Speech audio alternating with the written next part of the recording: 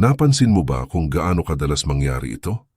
Yung lalaking sobrang lambing, sobrang sweet, sobrang reassuring, siya pa yung kadalasang nasasabihan ng ang bilis mo naman o kaya parang masyado kang intense.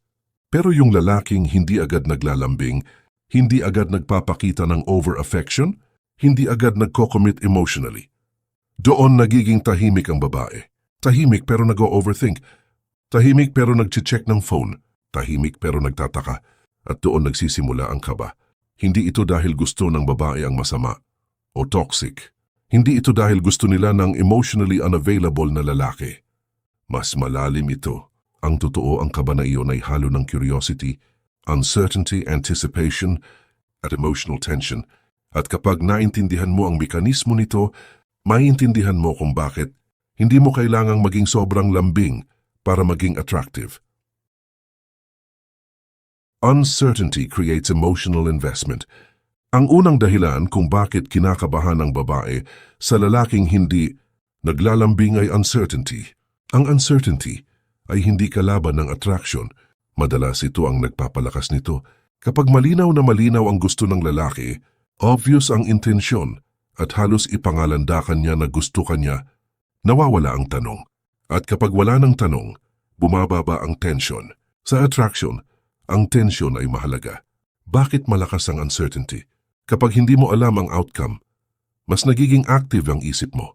Halimbawa, kung alam mong pasado ka na sa exam, hindi ka na kinakabahan. Pero kung waiting ka sa result, doon tumitibok ang dibdib mo. Ganyan din sa lalaki na hindi agad naglalambing. Hindi siya nagbibigay ng emotional guarantee. Hindi siya agad nagsasabi ng gusto na kita. Hindi siya nagtatapon ng validation. At dahil doon, napipilitan ang babae na mag-invest mentally. Iniisip ka niya. Sinusuri niya ang bawat galaw mo. Binabalikan niya ang mga usapan niyo. Practical scenario 1. Magkausap kayo. Nagbiro siya, tumawa ka, pero hindi ka agad nag-follow up ng sweet comment. Hindi ka agad ang cute mo naman. Hindi ka agad nagbigay ng flirty reinforcement. Simple lang ang reply mo. Natural, relaxed. Ang mangyayari, mag-iisip siya. Bakit hindi siya nag-react masyado? Hindi ba siya masyadong impressed? Normal lang ba ito sa kanya? Hindi ito manipulation. Ito ay emotional pacing. Emotional self-control signals strength. Ang lalaking hindi naglalambing agad kadalasan ay hindi reactive emotionally. At sa psychology, ang emotional regulation ay sign ng maturity. Kapag mabilis kang ma-excite, mabilis ma-attach, mabilis ma-overwhelm, ang dating mo ay unstable. Pero kapag kaya mong kontrolin ang pace ng emotion mo, nagiging stable ang frame mo. Bakit nakaka-attract ang stability? Ang babae, lalo na kung emotionally intelligent, naghahanap ng lalaki na kayang maging steady. Hindi kailangan perfect, pero steady. Kapag naglalambing ka agad ng sobra, minsan hindi siya nakakaramdam ng security. Nakakaramdam siya ng intensity. And ang intensity na walang foundation ay nakakatakot. Scenario, argument. Nagkaroon ng misunderstanding. Yung lalaking over-affectionate, sorry na please, wag ka magalit. Hindi. Kung kaya paggalit ka, anong kailangan kong gawin? Nagmumukha siyang emotionally dependent. Yung lalaking composed. Pag-usapan natin, anong na-feel mo doon? Gets ko side mo. Hindi siya nagmakaawa. Hindi siya nag-defensive. Hindi siya nag-collapse emotionally. At doon nagiging mas attractive ang presence niya. Scenario, compliments. Kapag sinabi ng babae, ang tahimik mo, pwede mong sagutin ng defensive. Hindi ganito lang talaga ako. O pwede mong sagutin ng kalmado. Mas gusto ko makinig muna. Confidence yun. Hindi ka pressured mag-perform. Hindi ka pressured mag-entertain. Scarcity builds perceived value. Ang laging available ay nagiging ordinary. Hindi ito harsh truth. Ito ay human psychology. Kapag anytime pwede kang tawagan, anytime pwede kang yayain, anytime pwede kang makuha, hindi ka nagiging special. Nagiging convenience ka. Example, schedule, respect, niyaya ka niya ng biglaan. May prior commitment ka, hindi ka nag-cancel para lang ma-please siya. Sinabi mo, may lakad ako ngayon, pwede tayo Friday. Ang simpleng pag-hold mo ng boundary ay nagsiset ng tone. Ipinapakita mo na may structure ang buhay mo. At ang lalaking may structure ay hindi madaling i-manipulate. Scarcity sa communication. Daw, Hindi ka buong araw nag-u-update. Hindi ka buong araw nagre-report. May space. Yung space ay nagbibigay ng pagkakataon para ma-miss ka. Kapag walang space, walang longing. Kapag walang longing, walang emotional build-up. Contrast example. Lalaki A, every hour nagche-check-in. Lalaki B, may meaningful conversation pero may breathing room. Sino ang mas exciting? Yung may rhythm. Hindi yung may constant noise. Challenge creates respect. Ang madaling makuha ay madaling ma-overlook. Kapag naramdaman ng babae na konting ngiti lang niya, konting pansin lang niya, tapos controlled ka na niya, nawawala ang tension. Pero kapag ramdam niya na kailangan niya rin mag-effort, nagiging balanced ang dynamic. Scenario, early stage dating.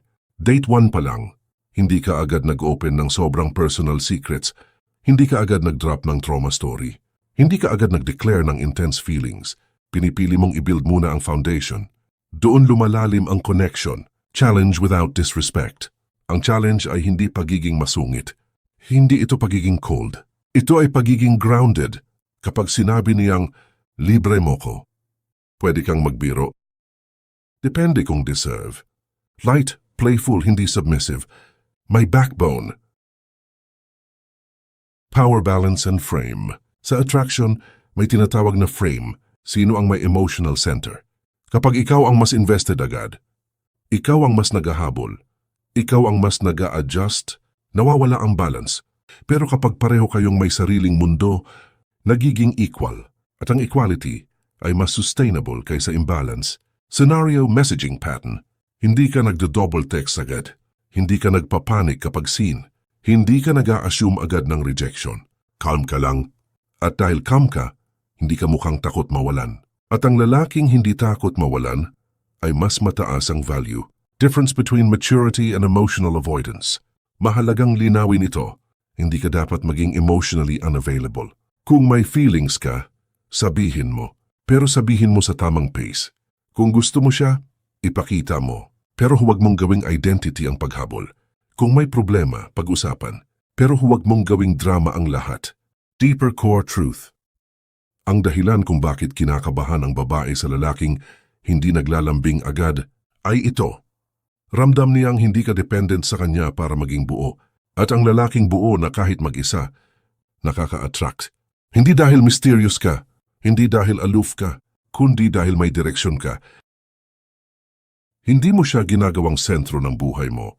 Isa sa pinakamalalim na dahilan kung bakit kinakabahan ang babae sa lalaking hindi naglalambing agad ay ito. Ramdam niyang hindi siya ang sentro ng mundo mo. At sa totoo lang, ito ang pinakamalakas na signal ng strength. Kapag ang lalaki ay umiikot ang schedule, mood, at emotional state sa babae, mabilis itong maramdaman kahit hindi sabihin, nararamdaman niyon.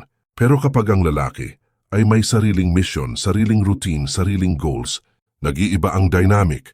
Hindi siya sanay na siya ang priority ng lahat. Pero kapag may lalaking hindi agad siya ginagawang priority, napapaisip siya.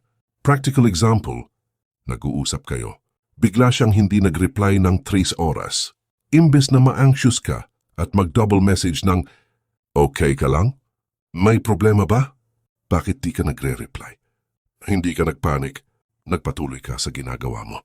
Kinabukasan siya pa ang mag-i-explain, hindi dahil kinontrol mo siya, kundi dahil hindi mo pinakita na umiikot ang emotional stability mo sa kanya at doon siya kinakabahan.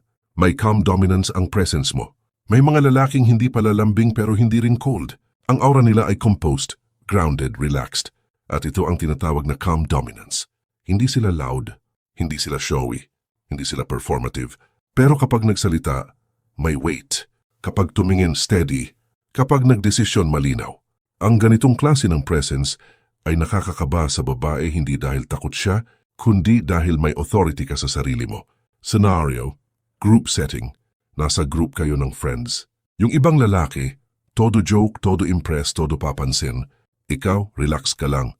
Nakikinig, ngumingiti, sumisingit lang kapag may sense. After ng gabi, sino ang mas napansin? Yung hindi nag-e-effort magpa-impress. Dahil ang hindi nag-e-effort magpa-impress ay mukhang may value na kahit walang performance. At iyon ang nakakakaba. Hindi ka easy emotional reward.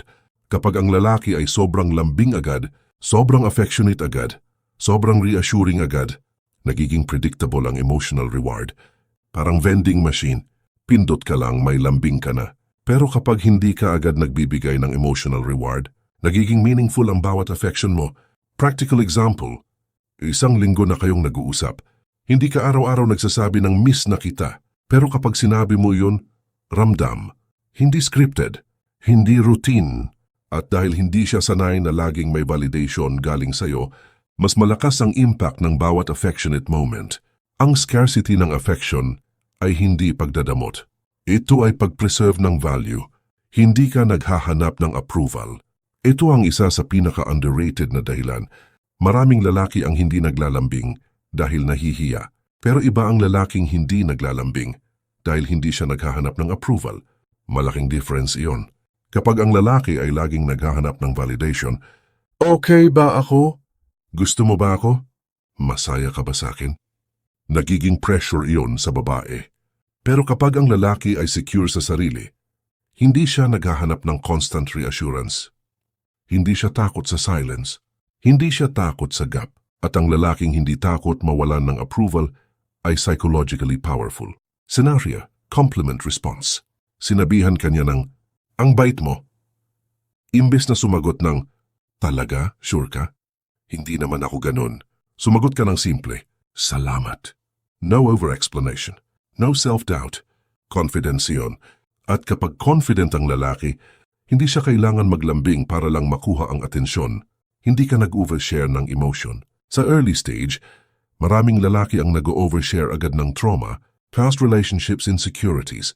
Akala nila vulnerability agad ang sagot. Pero may timing ang vulnerability. Ang lalaking hindi agad naglalambing, kadalasan marunong mag-control ng depth. Hindi niya ibinubuhos lahat agad. Pinipili niya kung kailan siya mag-open up. At ang controlled vulnerability ay mas attractive kaysa emotional overflow. Example, date 2 pa lang. Hindi mo pa kinukwento ang buong life struggle mo. Hindi mo pa sinasabi lahat ng pain mo. Hindi dahil wala kang depth, kundi dahil alam mong may pacing ang intimacy. At kapag may pacing, mas tumitindi ang anticipation. Kung gusto mong maging lalaki na hindi kinakabahan, kailangan mong ayusin ang sarili mong foundation. Hindi ito technique, hindi ito script. Ito ay character. Build discipline. Build emotional control. Build purpose. Build routine. Kapag may direksyon ang buhay mo, hindi mo kailangang mag-overcompensate sa lambing. At kapag hindi ka nag-overcompensate, mas ramdam ang presence mo. Kung gusto mo pa ng ganitong klaseng malalim na usapan tungkol sa modern relationships, stoic mindset at masculine psychology, mag-like at mag-subscribe ka. Hindi tayo dito para mang-manipulate. Nandito tayo para maging mas solid na lalaki. At tandaan mo, ang lalaking may control sa sarili niya, hindi kailangang maghabol dahil siya mismo ang hinahabol.